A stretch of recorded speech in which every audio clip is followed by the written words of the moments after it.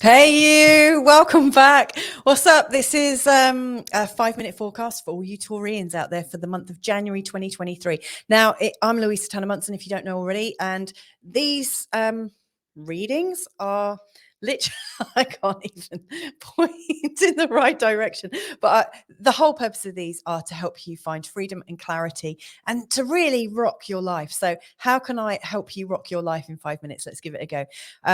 So you're going to see me put my head on side because I'm trying to interpret my chart as I move the January chart around to look at the perspective of how another star sign would see it. Makes sense to me anyway. I'm not going to share this with you because it might just look a bit odd. But anyway, here's how your month ahead is looking. Now, to me, as you go into January, it feels like you're in a very emotional space. In particular, you've got the moon right in the first house in a conjunction with Uranus. So there's a lot of emotions coming up really, really quickly, very rapidly. It feels like you're entering into a new time. And I've actually put some helpful asteroids into this reading. So I've put abundance, I've put talent, I've put in health and love and house, as well as everything else. And I can see that the emotions that you're going through, which are happening very, very quickly and changing things, have a real emphasis on abundance. So whatever you're feeling, think, is this taking me up or down the emotional scale? Is this taking me closer to abundance or away from abundance? Abundance is showing up in your life in terms of your creativity. So the more creative you are, the better all of those outcomes are. So channel your as best you can, channel your emotions, especially those ones that show up really unpredictably, channel them into your creations. Now, the next big thing that I see is that there's this feeling of sharing and that your view of the world is expanding quite considerably in terms of how you're perceiving the world.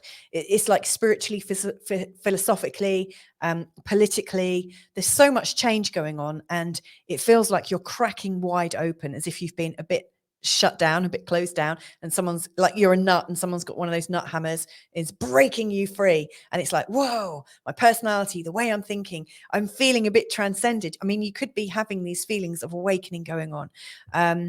And there's a lot of really strong feelings of a need for freedom, a need for adventure, which is kind of unusual for you Taurians because you do prefer to play it a bit safe at times. So this is the month, actually, if there was a month where it is time to start playing it a bit bigger. It is time to start thinking, where can I have an adventure this month? What have I yet to do that would really bring me deep joy? Wow. I mean, what an opportunity is what I want to say. I can see that health and love seem to be very much connected in terms of your greater perspective. So if you do believe that